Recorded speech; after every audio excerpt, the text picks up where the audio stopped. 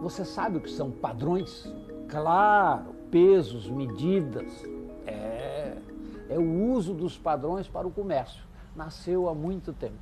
O psicólogo busca padrões de comportamento. O sociólogo, o antropólogo, olha para a sociedade e vê os padrões da cultura. E o matemático, principalmente quando faz geometria, ele estabelece padrões. E ele enxerga uma estética nesses padrões. E a pintura, a escultura, a poesia, nada mais são do que padrões sendo desenvolvidos, observados para nos apresentar a natureza aos olhos do matemático e do artista, todos analisando padrões.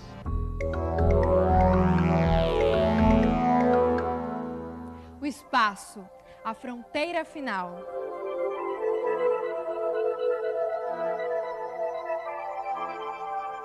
Imagine-se nu, sem nenhum dos recursos da tecnologia, sem luz elétrica ou mesmo sem o conhecimento do fogo, em meio a selvas fechadas ou caminhando ao sol escaldante das savanas, exposto ao frio intenso da noite, aos animais ferozes e à violência das tempestades. Foi assim que os primeiros seres humanos tiveram que encarar o mundo, observar a natureza e aprender com ela.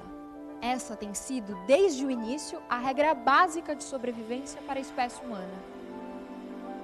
Observando a natureza, o homem percebeu duas forças aparentemente antagônicas, inconciliáveis, presentes em tudo o que existe, até mesmo dentro dele: a ordem e o caos. Em algum momento desse obscuro começo, o homem concluiu que dias e noites, estações, movimentos nos ares e nas águas, ciclos de vida de plantas e animais refletiam uma luta constante dessas duas forças. Observando atentamente a ordem na natureza, o homem descobriu um outro tipo de dualidade. Ao mesmo tempo em que cada elemento é único, apresenta pontos comuns com os demais, como se tudo o que existe tivesse saído de uma única matriz. Os temas se repetem e se combinam, em variedade e quantidade surpreendentes. Aqui nas cavernas, nossos antepassados desenhavam muitos animais. Você sabe por quê? Talvez desenhássemos os animais que nos amedrontavam. Talvez desenhássemos os animais que gostaríamos de caçar. Talvez desenhando, pudéssemos conhecê-los um pouco melhor. Afinal, desses animais não podíamos esquecer. Devíamos observá-los bastante para saber quando chegavam, por onde andavam e como agiam. De uns, precisávamos nos proteger. Dos outros, precisávamos para caçar. Essas pinturas podem ter servido ao jovem inexperiente como um primeiro contato visual com a realidade da caçada. Era talvez um ritual de iniciação onde se poderia dominar o medo antes de viver o acontecimento em sua crua realidade. Quando penetrava na caverna escura e projetava a luz de sua tocha sobre as paredes pintadas, via o bisão, o veado e o javali ganharem vida.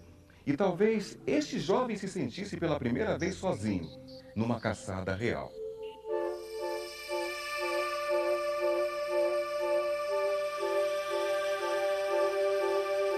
O homem talvez se tranquilizasse com a linha, com o traço nas paredes, com essa expressão primeiramente inanimada, mas que pouco a pouco ganha uma nova forma de vida altamente expressiva: o desenho. Descobre as igualdades, as regularidades, símbolos que ele escolhe para aplacar o seu sofrimento. As formas geométricas encontradas na natureza eram sinais misteriosos de uma ordem que a natureza insistia em expressar. Isso indicava que essa ordem talvez estivesse oculta e pudesse ser revelada. Esse homem admirava a beleza da harmonia em meio à desordem. Essa ideia de um caos, e do caos se faz a ordem e caos estão juntos, talvez, né? E encontrar essa ordem nesse caos que o pensamento humano busca sempre. E isso se faz não só percebendo regularidades visíveis, mas inclusive sistematizando uma coisa a partir de um pensamento mais abstrato, né? Que não está diretamente colado no empírico, no real, naquele que você vê. Tem aí um significado que vai além e que cria padrões. Os padrões aparecem em função da própria técnica, né? Então, uma cesta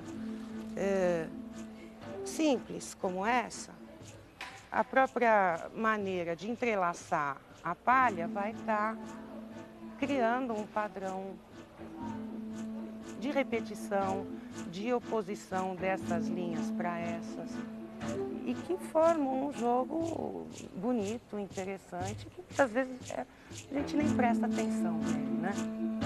Ao mesmo tempo em que o padrão é criado pela própria textura do fio nesses palitos, né, que vão criar o pente, eles simbolizam objetos, simbolizam seres da natureza, provavelmente tem a ver, inclusive, com a mitologia. Os objetos, no fundo, são formas materializadas de pensamento. Eu acho que isso cruza um pouco com a questão da arte com a matemática, né? A matemática como uma forma altamente abstrata, né, de se conceber relações.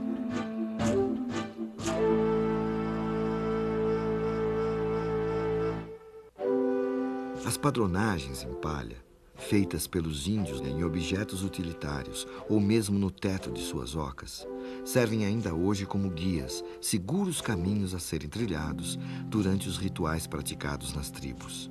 Em meio aos mistérios da iniciação espiritual, os índios mantêm sua atenção fixa na ordem criada pelos padrões geométricos.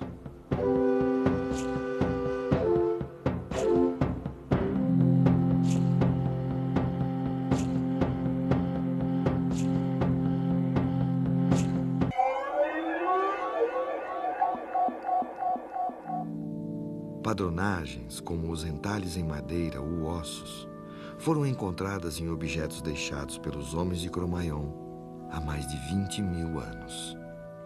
Mas será que esse homem primitivo riscava os ossos exclusivamente pela beleza, pela sensação estética criada pelos padrões? Essa é uma pergunta intrigante que ainda hoje, e muito provavelmente para sempre, vai encher de dúvidas nossos pensamentos. Mas foi observando algumas particularidades desses entalhes que os arqueólogos levantaram a seguinte hipótese. Esse osso, talvez, pertenceu a um caçador que a cada vez que matava um animal, fazia uma marca. Para que ele não tivesse que contar todos os riscos, ele se acostumou a agrupá-los em grupos de 5, por exemplo. Assim, ele reconhecia mais facilmente as quantidades e criava, ao mesmo tempo, uma verdadeira anotação gráfica dos números. Nossos 10 algarismos formam um sistema numérico de base 10. Esse homem primitivo escolheu para o seu sistema a base 5, muito provavelmente maravilhado com o acessório que o acompanhava e o diferenciava dos outros animais, a sua mão. Esse homem primitivo via que sua mão o fazia diferente dos outros animais. Ele estava reconhecendo e admirando sua mão. Com a mão, ele podia pegar, mexer, transformar, podia, enfim, fazer.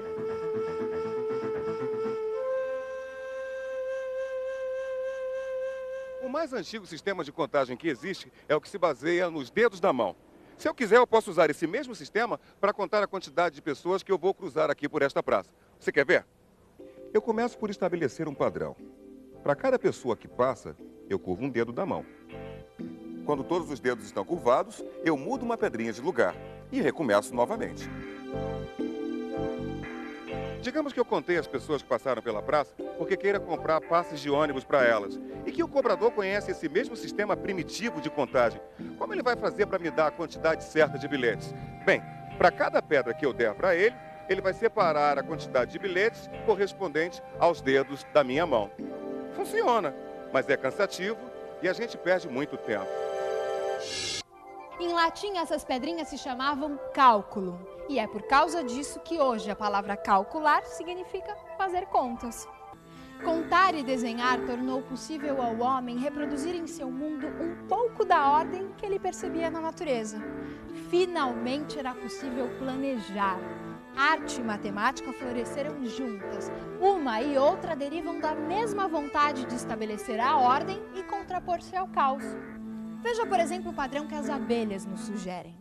Olha só, se nós seres humanos tivéssemos que fabricar mel e armazená-lo, de certo escolheríamos embalagens cilíndricas como esta. Só que a gente sabe que as abelhas em todas as regiões do mundo armazenam mel em favos formados por alvéolos com a forma de prismas hexagonais geminados.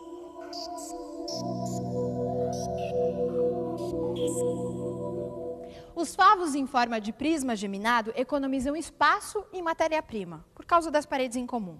Os únicos prismas regulares cujos lados se encaixam perfeitamente são os triangulares, os quadrangulares e os hexagonais. Veja você mesmo porque as abelhas só utilizam o prisma com base hexagonal. Corte 3 tiras de cartolina do mesmo tamanho. Vamos supor que elas tenham 12 centímetros de comprimento por 6 de largura. Dobre os 12 centímetros da primeira tira em 3 lados iguais, de 4 centímetros. Os da segunda tira em 4 lados iguais, de 3 centímetros. E da última tira em 6 lados iguais, de 2 centímetros. Como as áreas laterais dos 3 prismas são iguais, porque as tiras de cartolina têm o mesmo tamanho, o prisma de maior volume será o que tiver o polígono de base com área maior. A base triangular tem 6,92 centímetros quadrados. A base quadrangular tem 9 centímetros quadrados. E pasmem, a base hexagonal tem área de 10,38. Mas a coisa não para por aí. Em vez de fechar o fundo dos alvéolos com um hexágono plano, as abelhas utilizam 3 losangos iguais, colocados inclinadamente em relação ao eixo radial do prisma. Graças a essa manobra, as abelhas aumentam o volume de cada alvéolo em 2%. Os gregos foram os primeiros a verificar e comprovar que triângulos, quadrados e hexágonos eram os únicos polígonos regulares que se complementam naturalmente no preenchimento de um plano. Os muçulmanos absorveram e ampliaram esse conceito.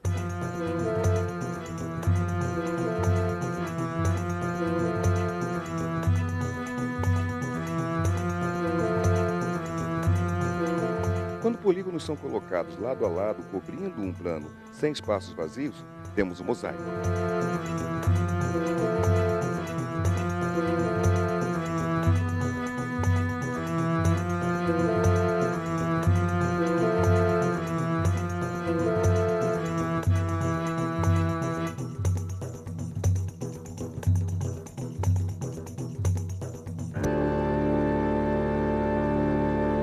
É possível construir mosaicos misturando diferentes tipos de polígonos regulares.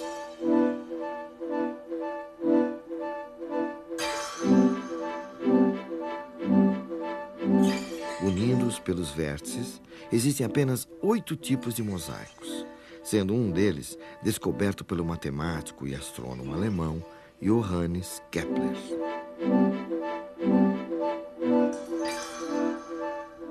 Os mouros eram mestres em preencher planos com figuras não regulares, mas nenhum jamais se iguala à surpreendente obra do pintor holandês Maurits Cornelius Escher.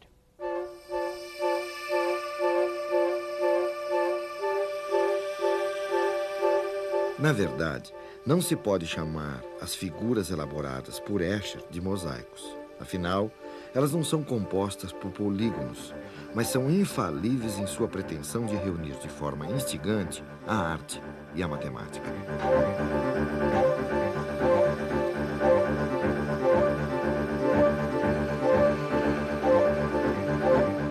Escher, desde cedo, se interessou pela representação de temas rítmicos em superfícies planas. No entanto, ele só encontrou a solução para o seu trabalho depois de visitar Alhambra, no sul da Espanha, onde copiou estes mosaicos feitos durante a invasão árabe.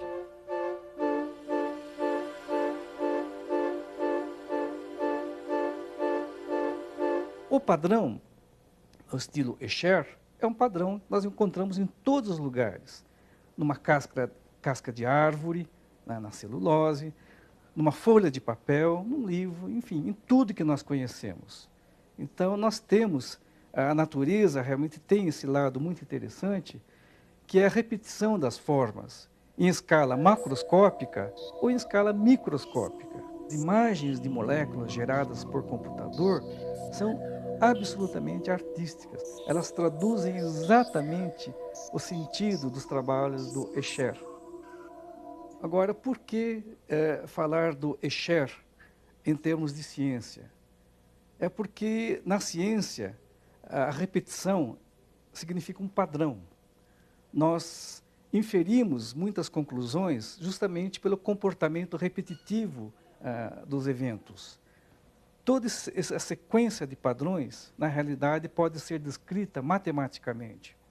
E é a composição dessas formas ou as equações matemáticas que acabam regendo a maneira como as moléculas, as partículas na natureza se agrupam, formando tudo que nós conhecemos. E tal como a arte rupestre, que no princípio era apenas um trabalho de autoexpressão e acabou por satisfazer outras necessidades da comunidade, a obra de Escher vem servindo de referência para a busca de soluções em diferentes áreas. O Escher, ele era um artista que desenhava formas. De uma maneira ou de outra, ele não se interessava com a produção de um tecido, de um custo, minimizar um custo, mas ele se interessava em te fazer pensar como essas formas conseguiram se encaixar. Eu acho que ele tinha que ser um visualizador, uma pessoa que fecha os olhos e visualiza as coisas no local antes de desenhar. E isso tem a ver com, hoje, o encaixador que não usa o nosso programa, que usa a parte manual, que ele tem que fechar os olhos e saber como ele vai colocar as peças para fazer o encaixe.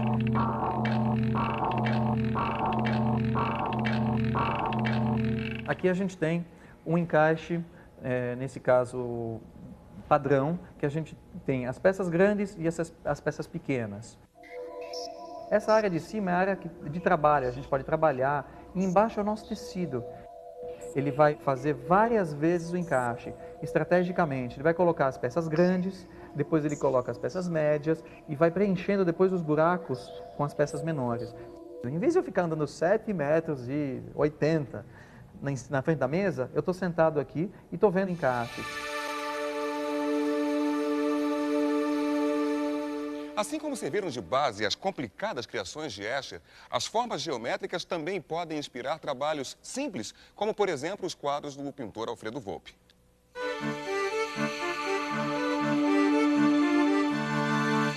Retângulos são portas e janelas, triângulos são bandeirinhas. É a festa ingênua das casas e da gente brasileira, com suas cores e a sua alegria.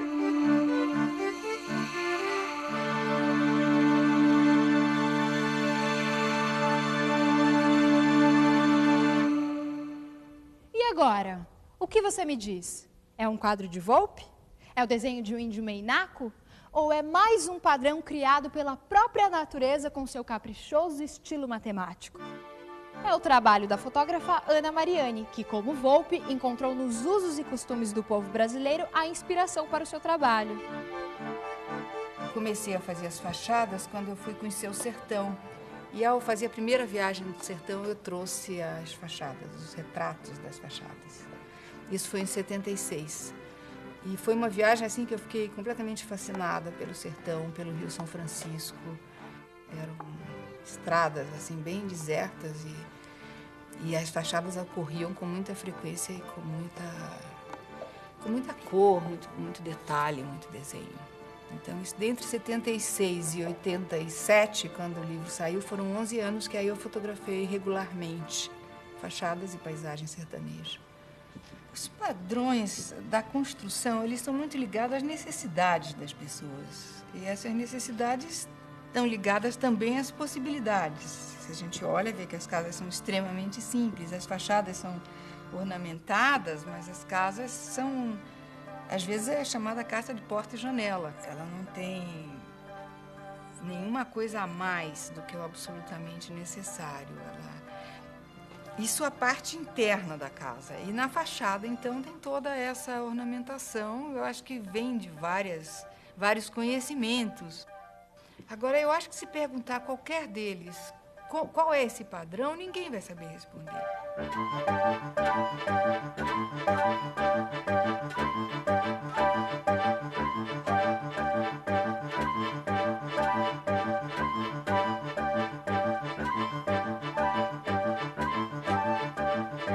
Do pouco se faz o muito, do simples o complexo, do aparentemente antagônico à integridade, das cavernas às megalópolis. O homem continua o mesmo observador atento da natureza, buscando compreender nas entrelinhas dos padrões artísticos e matemáticos as delicadas relações que determinam o equilíbrio entre a ordem e o caos.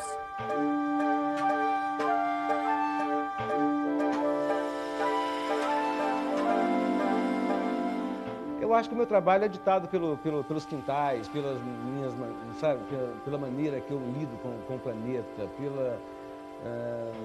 pelas minhas esquisitices, pelos meus referenciais, pela minha paisagem. É impossível eu separar a paisagem mineira hoje da minha obra, os materiais mineiros, as pedras que me interessam. Tem organizações e padrões que são criados por sensibilidades do seu corpo, sabe? De tato, visões e tal, que não passam necessariamente por questões racionais. Quer dizer, antes de você medir as coisas, entendeu? A sua mão age. No meu caso, depois eu penso. Né? E às vezes é o inverso, as pessoas às vezes pensam para poder agir.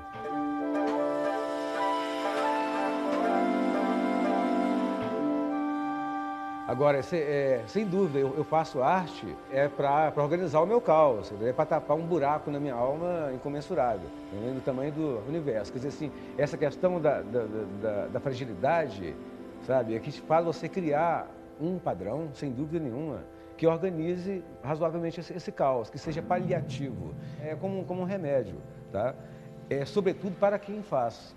E deveria ser um pouco agradável para quem vê. Ou então que ela detone em quem vê algumas coisas legais, ou gostosas, ou de estranhamento, sei lá o que seja, né?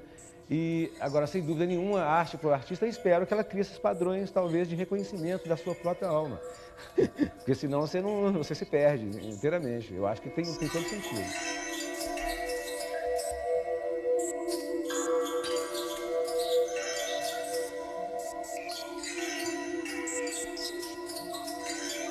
Eu fico aqui imaginando uma série de padrões que não foram ditos e que agora você deve estar observando.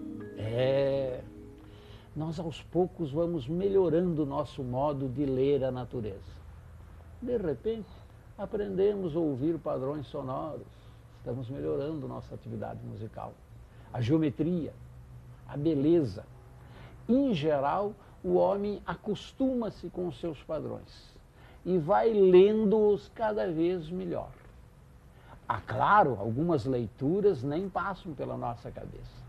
O Escher, por exemplo, um padrão geométrico se transforma em peixe ou pássaro e volta a ser geométrico. E a beleza dos mosaicos na arte árabe. Enfim, nós nos acostumamos a ler os padrões em quase tudo, em especial na arte, na matemática, na vida.